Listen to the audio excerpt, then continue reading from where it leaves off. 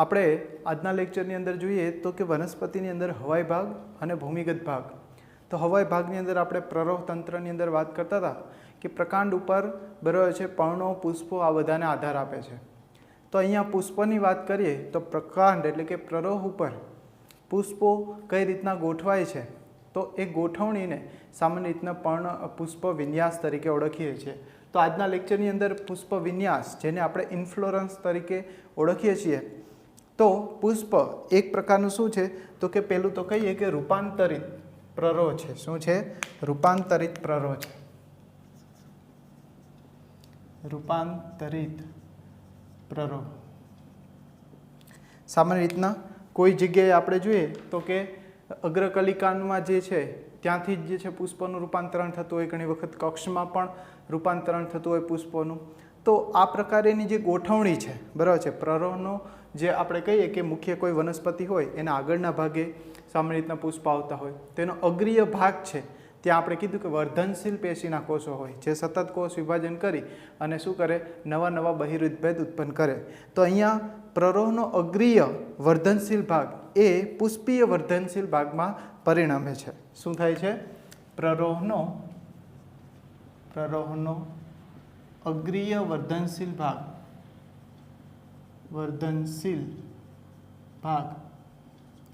એ પુષ્પીય વર્ધનશીલ ભાગોમાં રૂપાંતરણ પામે છે. તો આવી રીતના પુષ્પોનું નિર્માણ થાય જે તે મુખ્ય અક્ષ ઉપર. તો આમ આ સમયે જોઈએ તો કે આંતરગાંઠો છે એ વિસ્તરણ પામતી નથી. એટલે મુખ્ય અક્ષ હોય ત્યાં આંતરગાંઠો વિસ્તરણ પામતી નથી અને અક્ષ છે સંકુચિત બને છે. તો કે આંતરગાંઠો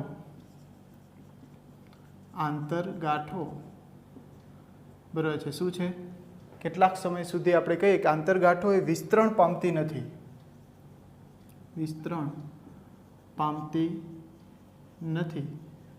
અને અક્ષ છે એ સંકુચિત બનશે. તો આ જે છે આ સેન્ટેન્સને આપણે સમજવા માટે એક ઉદાહરણ લઈએ. જેમ કે અહીંયા પુષ્પ વિન્યાસ, આપણે આ ગલતોરા વનસ્પતિ આગળ પણ આપણે આના વિશે અભ્યાસ કરી ગયા. તો આ વનસ્પતિની અંદર જેમ કે આ મુખ્ય અક્ષ છે બરાબર, તો આ મુખ્ય અક્ષને બરાબર છે મુખ્ય અક્ષ ઉપર આપણે જોઈએ તો કે એની ઉપર અહીંયા અગ્રકલિકા છે. તો કે અગ્રકલિકામાં બરાબર છે બહિરુદભેદ આ જે રૂપાંતરણો થયા છે. તો કે આપણે કીધું કે મુખ્ય અગ્રકલિકામાં વર્ધનશીલ પ્રદેશ હોય એ રૂપાંતરણો શેમાં ફેરવાઈ જાય તો પુષ્પમાં રૂપાંતરણ પામે. તો અહીંયા જુઓ કે ધીરે ધીરે તમને બધા પુષ્પો જોવા મળે છે. તો આવી રીતના મેં કીધું કે મુખ્ય શાખાની અક્ષ ઉપર પણ હોય અને ઘણી વખત આવા કક્ષમાં આપણે કક્ષ કલિકામાંથી કીધું હતું ને કે શાખા ઉદ્ભવે, જેમ કે આ કક્ષ છે એમાંથી પણ આવી શાખાઓ ઉદ્ભવે અને શાખાના ટોચના ભાગે આવા પુષ્પો આવે. તો આ પ્રકારે આપણે કહીએ જો અહીંયા આંતરગાંઠ કેવી છે તો કે બહુ જ મોટી છે, એની સાપેક્ષે અહીંયા આંતરગાંઠ કેવી થઈ ગઈ? ટૂંકી. તો અહીંયા શું કીધું? પ્રરોહનો એવો અગ્રીય વર્ધનશીલ ભાગ જે પુષ્પીય વર્ધનશીલ ભાગમાં રૂપાંતરણ પામે એટલે કે આગળ પુષ્પો આવી જાય. આ ઉપરાંત આંતરગાંઠો વિસ્તરણ પામતી નથી એટલે કે આગળના ભાગે તમે જુઓ આ આંતરગાંઠની સાપેક્ષે આ આંતરગાંઠ ટૂંકી છે, એની સાપેક્ષે આ આંતરગાંઠ જેમ કે અહીંથી એક પર્ણ નીકળેલું તો આ આંતરગાંઠ ટૂંકી, એની જેમ જેમ ઉપર તમે જાઓ એમ આંતરગાંઠો ટૂંકી થાય. આ ઉપરાંત અક્ષ છે સંકુચિત બને. અહીંયા અક્ષની જાડાઈ જુઓ બરાબર છે, એની સાપેક્ષે અહીંયા અક્ષની જાડાઈ જુઓ તો અક્ષ કેવો બને છે? સંકુચિત બને છે. તો આવી રીતના જે પુષ્પો એક મુખ્ય અક્ષ ઉપર, આપણે અક્ષ કીધું, અક્ષ ઉપર પુષ્પોની જે ગોઠવણી છે એ ગોઠવણીને શું કહીએ છીએ આપણે? પુષ્પ વિન્યાસ તરીકે ઓળખીએ છીએ. તો આવો પુષ્પ વિન્યાસ જ્યારે સંકુચિત અક્ષની ટોચના ભાગે ક્રમિક ગાંઠ ઉપરથી, એટલે જેમ કે આ ગાંઠનો ભાગ છે, આ ગાંઠનો ભાગ છે, તો ગાંઠના ભાગેથી આ શું થયા તો કે પર્ણોની જગ્યાએ શું ઉદ્ભવે છે? પુષ્પનો ઉદ્ભવ થાય. હવે આ સેન્ટેન્સ છે ને એકચ્યુઅલી અહીંયા આપણે કીધું પુષ્પ વિન્યાસ બે પ્રકારના હોય છે, જેમ કે પરિમિત અને અપરિમિત. તો કે બે પ્રકાર પડેલા છે, એક છે અપરિમિત અને બીજું છે પરિમિત. તો અહીંયા જે સેન્ટેન્સ છે તમને સ્પેસિફિક કરવું પડશે તો તમને ખ્યાલ આવશે. જ્યારે સંકુચિત અક્ષના ટોચના ભાગે ક્રમિક ગાંઠના ભાગે આ સંકુચિત અક્ષ છે એના ક્રમિક ટોચના ભાગે બરાબર છે ગાંઠના ભાગે પર્ણોની જગ્યાએ શું આવે છે? પુષ્પો આવે છે. અને પાર્શ્વીય રીતના, પાર્શ્વીય એટલે નીચેની બાજુએ જોઈએ બંને બાજુએ, તો શું થાય છે? પુષ્પીય બહિરુદ્ભેદ શું છે? ઉદ્ભવે. એટલે પર્ણોની જગ્યાએ શું ઉદ્ભવ્યા છે? પુષ્પો ઉદ્ભવે છે. તો અહીંયા તમે જોઈ શકો, જેમ કે આ મેં રચના ડ્રો કરેલી છે કે ઉપર જે છે પર્ણો આવવા જોઈએ, મુખ્ય અક્ષ ઉપર પર્ણો આવવા જોઈએ, એની જગ્યાએ શું થાય? પહેલાં પુષ્પો આવે છે, પુષ્પ પહેલાં કલિકા આવે, એમાંથી પુષ્પ ખીલે બરાબર છે, અને પુષ્પમાંથી પછી એનું ફલન થયા બાદ એક ફળનું નિર્માણ થાય, ત્યારબાદની જે નીચેની ક્રમિક શાખા છે ત્યારબાદ એની ઉપર બરાબર છે પર્ણો આવે છે. તો આવું ક્રમિક છે એ આગળ વધતું જ જાય. આ જે છે એ ક્રમિક આગળ વધતો જાય, એટલે આનો વિકાસ કે અટકતો નથી. જેમ કે જો આ નીચેથી પર્ણો ખરી ગયા છે અને ધીરે ધીરે નવા નવા આગળ ફૂટતા જાય, તો આ ક્રમિક જે છે કન્ટિન્યુઅસલી જળવાય છે. તો આ પ્રકારના જે વિન્યાસ છે એને અપરિમિત પ્રકારનો વિન્યાસ તરીકે ઓળખીએ છીએ, જેમ કે રેસિમોસ જેને કહેવામાં આવે છે. ખાસ કરીને કેમ યાદ રાખવાનું? રેસનો ઘોડો સતત ચાલ્યા કરે બરાબર છે, એટલે કે મુખ્ય અક્ષ છે કન્ટિન્યુઅસલી વૃદ્ધિ પામ્યા કરે છે, અને મુખ્ય અક્ષ બરાબર છે જે પુષ્પ ધારણ કરતી રચના છે બરાબર છે, આપણે કહી શકીએ મુખ્ય અક્ષ પર પુષ્પોને ધારણ કરતી ધરીને બરાબર છે સામાન્ય રીતના આપણે શું કહીએ છીએ? તો પુષ્પ વિન્યાસ અક્ષ તરીકે ઓળખીએ છીએ. એને શું કહેવાય? પુષ્પ વિન્યાસ અક્ષ બરાબર છે. અને આ જે છે એટલે કે પુષ્પ વિન્યાસ અક્ષ એટલે શું તમને પૂછે તો મુખ્ય ધરી ઉપર જે પુષ્પોની ગોઠવણી છે, તો પુષ્પ ધારણ કરતી બરાબર છે ધરીને આપણે શું કહેવાય? પુષ્પ વિન્યાસ અક્ષ. અને અક્ષ ઉપર પુષ્પોની ગોઠવણી, પછી અક્ષ ઉપર પુષ્પોની ગોઠવણીને ફરી પાછું બંને સેન્ટેન્સમાં ધ્યાન રાખજો બરાબર છે. અક્ષ ઉપર પુષ્પોની ગોઠવણીને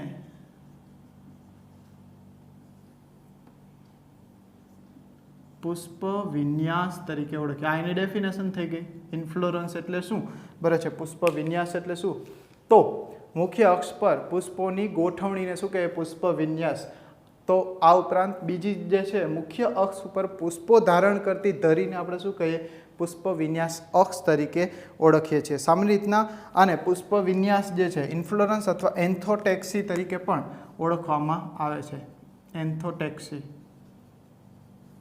તરીકે પણ આ શબ્દને વાપરવામાં આવે છે. તો અહીંયા વાત કરીએ, આજે આપણે વાત કરીશું મુખ્યત્વે પરિમિત અને અપરિમિત. જેમ કે પરિમિત છે એને સાઇમોસ તરીકે ઓળખવામાં આવે છે. તો અહીંયા બે ડિફરન્સ છે. પહેલાં આપણે આજના લેક્ચરની અંદર મુખ્યત્વે આપણે વાત કરીશું અપરિમિત પ્રકારના પુષ્પ વિન્યાસ અને એમના કેટલાક ટાઈપ્સની વિશે. તો અહીંયા વાત કરીએ અપરિમિત પ્રકારના પુષ્પ વિન્યાસની અંદર કયા ફેરફારો જોવા મળશે? તો મુખ્યત્વે જોઈએ કે મુખ્ય અક્ષ ઉપર આપણે વાત કરી બે ડિફરન્સ છે. તો અહીંયા પહેલાં ડિફરન્સ તમને સમજાવી દો અપરિમિત પરિમિતના. તો કે આપણે કીધું અપરિમિત એટલે શું? તો કે એ કન્ટિન્યુઅસલી એનું મુખ્ય અક્ષ ઉપર શું છે? પુષ્પો આવ્યા જ કરશે કન્ટિન્યુઅસલી અગ્રાભિવર્ધી ક્રમમાં. અગ્રાભિવર્ધી ક્રમમાં એટલે સતત આગળ વધે જશે. અપરિમિત એટલે શું? તો કે એ છેડાના ભાગે, મુખ્ય અક્ષના છેડાના ભાગે અહીંયા પુષ્પ આવી જાય બરાબર છે, પછી એનો ક્રમિક આગળ વધતો નથી. તો ત્યાં એનું શું થઈ જાય? સ્ટોપ થઈ જાય. જ્યાં મુખ્ય અક્ષના છેડે પુષ્પ આવી જાય અને એની આગળ વૃદ્ધિ થાય નહીં, તો એને પરિમિત પ્રકારનો પુષ્પ વિન્યાસ તરીકે ઓળખીએ છીએ, જેને સાઇમોસ ટાઈપનો. સાઇમ આની ઉપરથી યાદ રાખવાનું. CY તો સીમિત. તો જ્યાં શું છે મુખ્ય અક્ષ પર સીમિત પુષ્પ આવી ગયું પછી સીમિત, ત્યાંથી વૃદ્ધિ થતી નથી, તો એને સાઇમોસ અથવા સીમિત અથવા તો પરિમિત તરીકે ઓળખીએ છીએ. અપરિમિત એટલે કે કન્ટિન્યુઅસલી એને કોઈ બાંધછોડ છે જ નહીં, એ સતત આગળ અગ્રાભિવર્ધી ક્રમમાં વધ્યા કરે છે. તો આપણે વાત કરીએ બરાબર છે, આજે ભણીશું રેસિમોસ એટલે કે અપરિમિત પ્રકારનો પુષ્પ વિન્યાસ.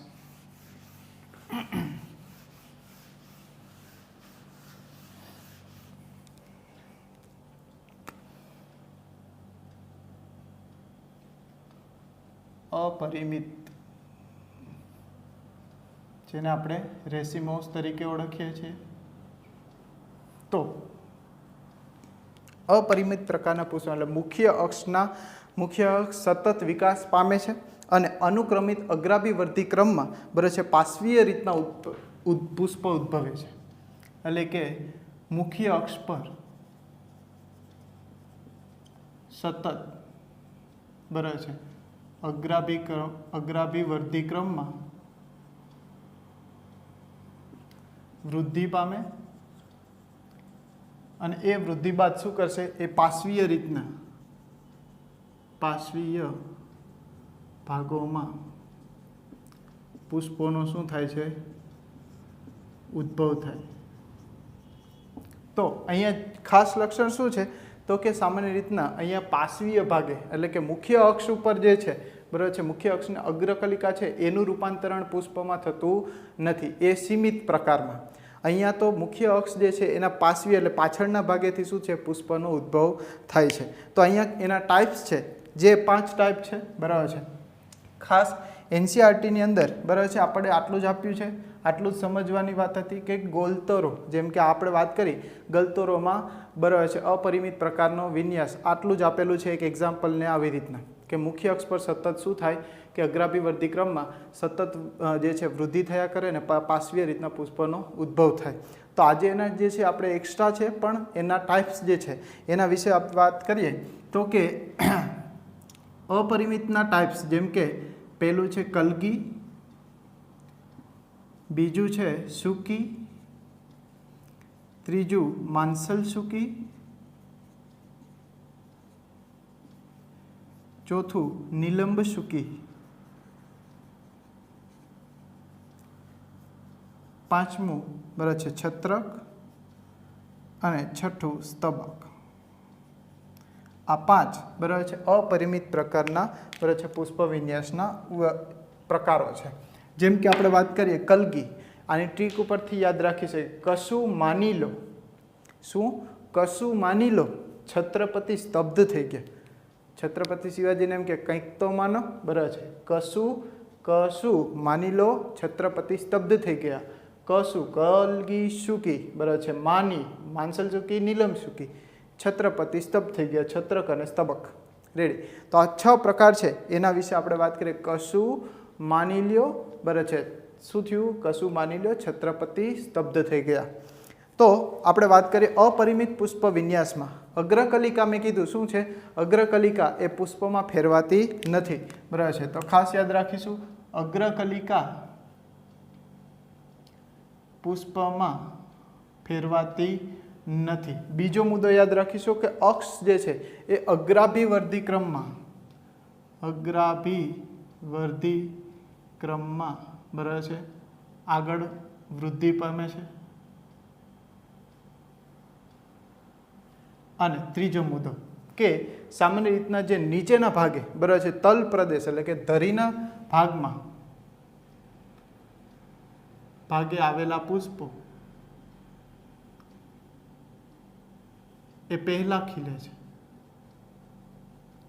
જેમ કે અહીંયા મેં કીધું કે આ નીચેની ધરી છે તલાભિવર્તી એટલે કે નીચેના ભાગે તલના ભાગે જોઈએ તો પહેલા પુષ્પો ખીલશે, પછી જે છે ઉપરના પુષ્પો ખીલે છે. જેમ કે તમે આમાં જોઈ શકો બરાબર, આ પુષ્પ અત્યારે માની લો કે આના તો ફલન થઈ ગયું છે બરાબર છે, આમાં પણ જો અત્યારે ખુલી ગયું છે, અહીંયા હજી કલિકા અવસ્થામાં છે, અહીંયા પુષ્પો ખીલ્યા નથી અને અહીંયા રૂપાંતરણ હજી કળીનું થાય છે. તો નીચેના ભાગે તલના ભાગે પુષ્પો શું થાય છે, પહેલાં ખીલે છે. આ ત્રીજું સેન્ટેન્સ છે.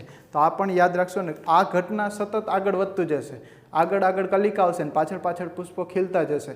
પુષ્પો ખીલતા જાય એટલે ફળ આવે ને ફળ આવે ત્યારબાદ એ નીચેના ભાગે ગાંઠેથી પર્ણનો ઉદ્ભવ થાય છે. તો આવું પહેલા પ્રકારની વાત કરીએ આપણે કલગી. તો આ યાદ રાખીએ કે કલગી સૂકી, માંસલ સૂકી, નીલમ સૂકી, છત્રક અને સ્તબક. હવે આપણે એક જે છે પાર્ટ એની વિશે વાત કરીએ. જેમ કે કલગી વિશે વાત કરીએ તો કે કલગી અહીંયા આપણે ઓલરેડી ભણી ગયા છીએ કે મુખ્ય અક્ષ પુષ્પ વિન્યાસ અક્ષ છે બરાબર છે, અક્ષ કેવો છે, લંબાયેલો બરાબર છે. આ ઉપરાંત અહીંયા જે પુષ્પો છે એ સદંડી પુષ્પો છે. કેવા છે, સદંડી. આ શબ્દ સદંડી અને અદંડી. જેમ કે અહીંયા પુષ્પ આપણે કીધું ગલતોરામાં આ જે છે પુષ્પ જે છે આ શું કહેવાય, દંડી બરાબર છે, એટલે કે દંડ ઉપર આવેલો પુષ્પ છે તો આને પુષ્પ દંડ કહેવાય. જે દંડ ઉપર પુષ્પ ધારણ કરે ને પુષ્પ દંડ કહે. તો આ પુષ્પ સદંડી પુષ્પ છે એવું કહી શકીએ. અને ત્યારબાદ એનું ઉદાહરણ લઈએ, જેમ કે આવું ક્યાં ક્યાં જોવા મળશે, તો કે એક છે ગલતોરા, બરાબર છે, અને બીજું ઉદાહરણ છે રાઈ અને મૂળો, બરાબર છે. સામાન્ય રીતના બે ઉદાહરણ, બરાબર છે, આપણે જૂની ટેક્સમાં પણ હતું, બરાબર છે. તો યાદ કેવી રીતના, કરાઈ ગલગલિયા, કલગી રાઈ અને ગલતોરો. તો કરાઈ ગલગલિયા કરાય તમ તાર વાંધો નહીં, એની ઉપરથી યાદ રહી જાય, કલગી રાઈ અને ગલતોરો, કરાઈ ગલગલિયા રહી ગયું. તો આ આપણે પહેલી જે છે ફિગર એક ગલતોરાની છે. બીજી વાત કરીએ સૂકી, તો સૂકી પ્રકારનો પુષ્પ વિન્યાસ, બરાબર છે, એની વાત કરીએ તો સૂકીની અંદર શું જોવા મળશે કે સૂકી પ્રકારનો જે છે એમની અંદર પણ મુખ્ય અક્ષ છે એ લંબાયેલો છે, અક્ષ લંબાયેલો છે, પરંતુ અદંડી પુષ્પો આવેલા છે, બરાબર છે. ખાસ યાદ રાખશું અદંડી પુષ્પો. એમનું એક્ઝામ્પલ છે અંગેડી, બરાબર છે, જેમ કે ચલો આ જે પ્લાન્ટ છે એને અંગેડીનો પ્લાન્ટ તરીકે ઓળખવામાં આવે છે. ખાસ કરીને જો આ મુખ્ય આ વનસ્પતિ છે, જેમ કે આપણે એક એક્ઝામ્પલ લઈએ, આ મુખ્ય એનો અક્ષ છે.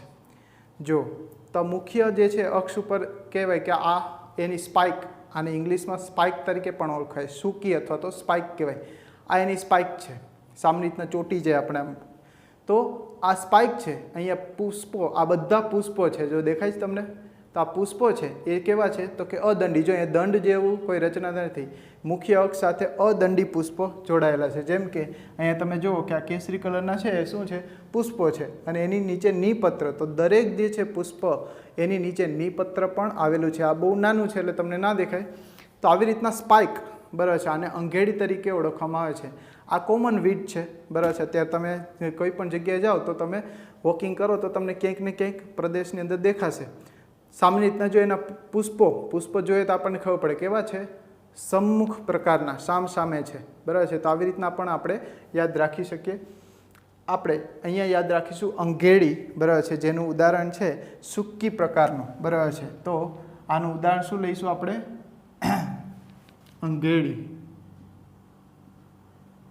અહીંયા આપણે કીધું ગલતોરો, આ ઉપરાંત રાઈ, બરાબર છે, અને મૂળો. પરંતુ આ ફિગર છે ગલતોરાની છે, આ ફિગર છે અંગેડીની છે. ત્રીજું જે છે, બરાબર છે, એની વાત કરીએ કે માંસલ સૂકી, બરાબર છે. તો આ પ્રકારના જે છે ટાઈપ છે એની અંદર શું હોય તો મુખ્ય પુષ્પ વિન્યાસ અક્ષ છે, બરાબર છે. તો પુષ્પ વિન્યાસ અક્ષ એ દળદાર છે. કેવો છે, દળદાર. જેમ કે આ પુષ્પ વિન્યાસ અક્ષ છે એ દળદાર છે, અને અહીંયા જે પુષ્પો ધારણ કરે છે, બરાબર છે, એને સામાન્ય રીતના આપણે કહીએ કે મુખ્ય અક્ષ એ અદંડી પુષ્પ ધરાવે છે. એટલે કે અહીંયા અક્ષ છે એ કેવો છે, માંસલ અને દળદાર છે. આ ઉપરાંત, બરાબર છે, અદંડી પુષ્પો આવેલા છે, બરાબર છે. ખાસ કરીને અહીંયા નીચેના ભાગે છે, બરાબર છે, અહીંયા માદા પુષ્પો આવેલા છે. સામાન્ય રીતના એક લિંગી પુષ્પ છે, એટલે કે નર પુષ્પ અને માદા પુષ્પો અલગ અલગ છે. અહીંયા ઉપરના ભાગે નર પુષ્પો આવેલા છે, અને આ વચ્ચે નર અને માદાની વચ્ચે ઘણીવાર વંધ્ય પુષ્પો પણ, બરાબર છે, જોવા મળશે, જે ફલનમાં ભાગ લઈ શકતા નથી. અને પુષ્પ વગરનો ભાગ, બરાબર છે, આનો પુષ્પ વગરનો ભાગ જેને એપેન્ડિક્સ તરીકે ઓળખવામાં આવે છે. તો આ જે ભાગ છે, બરાબર છે, ને એપેન્ડિક્સ તરીકે. તો આવી રીતના આખો જે પુષ્પને ધારણ કરતો દંડ છે માંસલ અને દળદાર બને છે. આ ઉપરાંત, બરાબર છે, એ સામાન્ય રીતના પર્ણો જે છે એનાથી શું છે, પર્ણથી આવી રીતના વીંટળાયેલો જોવા મળશે. તો પર્ણ સદસ્ય નિપત્ર, બરાબર છે, નિપત્ર વડે શું છે, ઢંકાયેલો છે. તો આને શું કહીએ આપણે, પર્ણ સદસ્ય નિપત્ર, બરાબર છે. તો પર્ણ સદસ્ય નિપત્ર, બરાબર છે, એના વડે સામાન્ય રીતના એને સ્પેથ તરીકે ઓળખવામાં આવે છે, બરાબર છે, એના વડે શું છે, એની વચ્ચે એટલે આખું પર્ણ આવી રીતના હોય અને એની વચ્ચેની બાજુએ આ દંડ પ્રકારે રચના હોય. તો આ જે પ્રકારે છે એને શું કહીએ છીએ આપણે? માંસલ સૂકી. સૂકી એટલે કે સ્પાઇક. આ સ્પાઇક જ છે, મુખ્ય સ્પાઇક ઉપર. અહીંયા પણ સ્પાઇક હતી, બરાબર છે. હવે એવી જ સ્પાઇકની વાત કરીએ. ત્રીજું ઉદાહરણ છે નિલંબ સૂકી, બરાબર છે. તો આ પ્રકારનો જે વિન્યાસ છે એમાં પણ સામાન્ય રીતના અદંડી પુષ્પ છે. તો નિલંબ સૂકી એમાં જે પુષ્પ ધારણ કરતી ધરી છે, પુષ્પ ધારણ કરતી ધરી એ કેવી હોય? તો કે નબળું જે છે, નબળી હોય. એટલે સામાન્ય રીતના શું છે, એ વળી જાય છે. તો આવી લટકતી તમને જોવા મળશે. તો સામાન્ય રીતના સેતુરની અંદર, સેતુર, બિલાડગુચ, બરાબર છે, આમની અંદર સામાન્ય રીતના રચના જોવા મળે છે. જેમ કે આ જે આપણે ફિગર ડ્રો કરેલી છે કેની છે? તો કે સેતુરની અંદર. સેતુર, આ સેતુરનું ફળ છે, બરાબર છે. એ પણ આપણે એક્ઝામ્પલ લઈએ. જેમ કે આ સેતુર છે, બરાબર છે, ખાટી મીઠી હોય, બહુ બધાને ભાવે. જેમ કે આ મુખ્ય અક્ષ છે, બરાબર છે, કક્ષમાંથી શું છે, આ સેતુરનો ઉદ્ભવ થયો. તો આ જે છે સામે આખું પુષ્પ વિન્યાસ હોય. તો નિલંબ સૂકી પ્રકારનો પુષ્પ વિન્યાસ સામાન્ય રીતના આમાં આપણને સેતુરની અંદર જોવા મળે છે. તો આપણે યાદ રાખશું સેતુર, ખાસ કરીને અહીંયા, બરાબર છે, આના ઉદાહરણ રાખશું અળવી, કેળ, બરાબર છે, પામ. આના ઉદાહરણમાં લખશું અળવી, કેળ, પામ, એરોઇડ અને મકાઈ.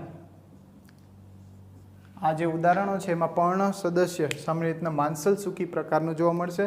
નિલંબ સૂકીની અંદર સેતુર અને બિલાડગુચ.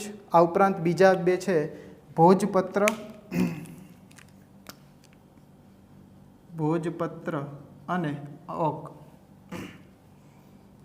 સામાન્ય રીતના આ બધા જે છે સેતુર અને બિલાડગુચ, આ ખાસ યાદ રાખજો, બરાબર છે, કારણ કે જૂના સિલેબસમાં આ નામ હતા, બરાબર છે. માંસલ સૂકીની અંદર અળવી અને કેળનું ઉદાહરણ આપેલું હતું જૂના સિલેબસમાં. સૂકીની અંદર, બરાબર છે, અંઘેડી જ, બરાબર છે, વર્ષોથી છે. આ ઉપરાંત તમને એક બીજું એક્ઝામ્પલ દેખાડું, બરાબર છે, શાયદ તમે અત્યારે જોયું હોય, બરાબર છે. આ પ્રકારે તમને ઘાસ જોવા મળે છે. તમે મેદાનની અંદર ઘણી જગ્યાએ જાઓ અથવા ખેતરની વચ્ચે વચ્ચે આવી તમને, બરાબર છે, સ્પાઇક જોવા મળે. જો આ પણ એક પ્રકારની શું છે, સ્પાઇક જ છે. અહીંયા જો પુષ્પો તમને દેખાય છે, દેખાય? આ બધા પુષ્પો છે. તો આવી રીતના પુષ્પો ધારણ કરતી સ્પાઇક્સ, આને સામાન્ય રીતના લાપડી તરીકે ઓળખવામાં આવે છે.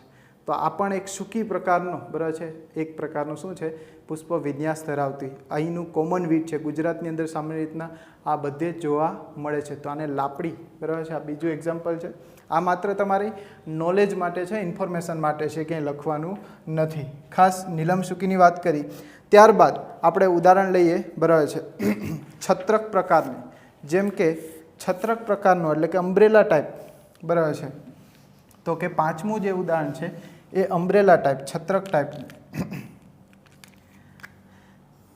એમના લક્ષણોની વાત કરીએ તો કે એમની અંદર, બરાબર છે, એક મુખ્ય અક્ષ જે છે, પુષ્પ વિન્યાસ અક્ષ છે, એ સંકુચિત બને. એટલે કે અક્ષ છે, બરાબર છે, એ કેવો છે, સંકુચિત બને. અને બરાબર છે, એક ચક્રમાં શું છે, નિપત્ર, બરાબર છે, ટોચ ઉપર છત્રીના સળિયાની જેમ સદંડી પુષ્પ. આ બધા પુષ્પો, જેમ કે આ પુષ્પ છે અને આ જે છે આ દંડ છે, એટલે પુષ્પદંડ, એટલે કે પુષ્પદંડ છે, એટલે આપણે સદંડી તરીકે લઈએ છીએ. તો સદંડી પુષ્પ, બરાબર છે. અને સદંડી પુષ્પો સામાન્ય રીતના એક જ સંકુચિત, બરાબર છે, મુખ્ય પુષ્પ વિન્યાસ અક્ષ ઉપર શું છે, સંકુચિત થયેલો એક જ ભાગે આવેલું છે. અને પુષ્પો નિપત્રયુક્ત છે, બરાબર છે. આ બધા પુષ્પો નિપત્રયુક્ત, પણ નિપત્ર એક જ ચક્રમાં નીચે જોવા મળશે. જેમ કે આ નિપત્ર છે, તો આ નિપત્ર એક ચક્રમાં જોવા મળશે, એટલે કે નિપત્ર યુક્ત પુષ્પો છે. અને આ બધા પુષ્પો એક જ ચક્રમાં નિપત્ર જોવા મળે તો એને નિચક્ર તરીકે ઓળખીએ. શું કહેવાય? નિચક્ર તરીકે ઓળખીએ છીએ. તો અહીંયા નિચક્ર એટલે એક કરતાં વધારે નિપત્ર ભેગા થાય તો એને આપણે નિચક્ર તરીકે ઓળખીએ છીએ. તો આ જે છે સામાન્ય રીતના તમે આવું ક્યાં જોયું હોય છત્રી જેવો જે છે રચના? તો સામાન્ય રીતના બે ઉદાહરણ છે, બસ. એક તો ડુંગળીની અંદર આ પુષ્પ વિન્યાસ, આ ઉપરાંત વરિયાળી, ખાસ કરીને વરિયાળીમાં જુઓ તો તમને બહુ સેમ ટુ સેમ આ જે ફિગર ડ્રો કરેલી છે એવી જ રચના તમને જોવા મળશે. ત્યારબાદ વાત કરીએ, બરાબર છે, તો કે સ્તબક પ્રકારનું, બરાબર છે, કેપિટ્યુલમ સ્તબક પ્રકારનું આપણું જે છઠ્ઠું ઉદાહરણ છે, છઠ્ઠું ટાઈપ છે સ્તબક. તો આ સ્તબક પ્રકારની અંદર જોઈએ કયા કયા લક્ષણો છે. તો આનું ઉદાહરણ છે સૂર્યમુખી. સૂર્યમુખી, બરાબર છે. સૂર્યમુખીની અંદર જુઓ તો તમને બે પ્રકારના પુષ્પો, જેમ કે તમે વાસ્તવમાં જે જોઈ રહ્યા છો, આપણે એમ કે સનફ્લાવરના જે ફરતી બાજુએ પીળા પુષ્પો, પણ એકચ્યુઅલી વાસ્તવમાં એ પુષ્પ નથી, બરાબર છે. એને કિરણ પુષ્પક કહેવાય. જેમ કે આ છે એને કિરણ પુષ્પક અથવા તો રે ફ્લાવર તરીકે ઓળખીએ. વાસ્તવમાં કાયદેસરના નર માદા પુષ્પો જે એકલિંગી પુષ્પો છે એ વચ્ચેની બાજુએ જોવા મળશે. તો પુષ્પાધાર, બરાબર છે, જે સામાન્ય રીતના, અને આ જે ભાગ છે જ્યાં પુષ્પો જોડાયેલા હોય એને શું કહે? પુષ્પાધાર, બરાબર છે, જ્યાં પુષ્પો શું છે? જોડાયેલા છે. તો કિરણ પુષ્પક. અને આ વચ્ચેના જે છે બે પ્રકારની રચના છે તો એને બિંબ પુષ્પક કહેવાય. બિંબ પુષ્પક. અહીંયા નર અને માદા બંને અલગ અલગ એકલિંગી પુષ્પ તમને જોવા મળશે, બરાબર છે. ખાસ કરીને જે છે માદા છે એ આવી રીતના જોવા મળશે આગળના ભાગે, બરાબર છે, અને બાકીના જે નર છે એ આવી રીતના, બરાબર છે, જોવા મળશે. તો ખાસ કરીને આ સરફેસ છે રોમમય હોય એટલે તરત પરાગરજને એકત્રિત કરી શકે. તો વાસ્તવમાં આપણે આને પુષ્પ માની લઈએ છીએ, પણ આખું સનફ્લાવર એ પુષ્પ નથી, પણ એની અંદર રહેલા, બરાબર છે, આ છે ઓરિજિનલ જે છે ફલનમાં ભાગ લેતા પુષ્પો છે. તો નાના અદંડી, બરાબર છે, પુષ્પો આવેલા છે ને કેન્દ્રાભિસારી. તમે જોયું હોય સનફ્લાવરની અંદર આવી રીતના, બરાબર છે, આમ નીકળતા હોય ફરતી બાજુ આવી રીતના, એવી રીતના તમને જોવા મળશે. તો આને કેન્દ્રાભિસારી, આમ વચ્ચેથી આમ નીકળતા હોય એવા તમને અનુભવ થાય.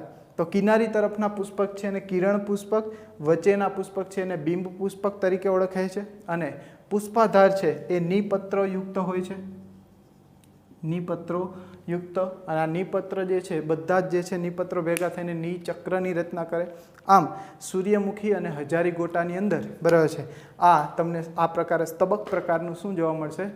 તો કે પુષ્પ વિન્યાસ જોવા મળે. અને આ પ્રકારના પુષ્પ વિન્યાસને આપણે શું કીધું? અપરિમિત પ્રકારનો પુષ્પ વિન્યાસ. તો મુખ્ય અક્ષ જે છે સતત અગ્રાભિવર્ધી ક્રમમાં આગળ વૃદ્ધિ કરે છે. આ ખાસ સેન્ટેન્સ યાદ રાખવાનું છે. અને મોટાભાગે અપરિમિત પરિમિતમાં બધા લોચા મારતા હોય, બરાબર છે, તો યાદ રાખશું આપણે અપરિમિત રેસિમોસ, રેસનો ઘોડો સતત ચાલે, બરાબર છે, એવી રીતના યાદ રાખીએ કે સતત અગ્રાભિવર્ધી ક્રમમાં એ વૃદ્ધિ પામતું હોય. તો આ હતું અપરિમિત પ્રકારનો પુષ્પ વિન્યાસ. અને એના કેટલાક પ્રકારો છે આપણી એનસીઆરટીમાં નથી, પણ એના એક્સ્ટ્રા આપણે અભ્યાસક્રમમાં આપણે લીધેલો છે આપણી સમજ માટે. આગળ નેક્સ્ટ લેક્ચરની અંદર, બરાબર છે, ફરી પાછા આપણે મળીશું અને પરિમિત પ્રકારના પુષ્પ વિન્યાસ વિશે અભ્યાસ કરીશું. Thank you so much.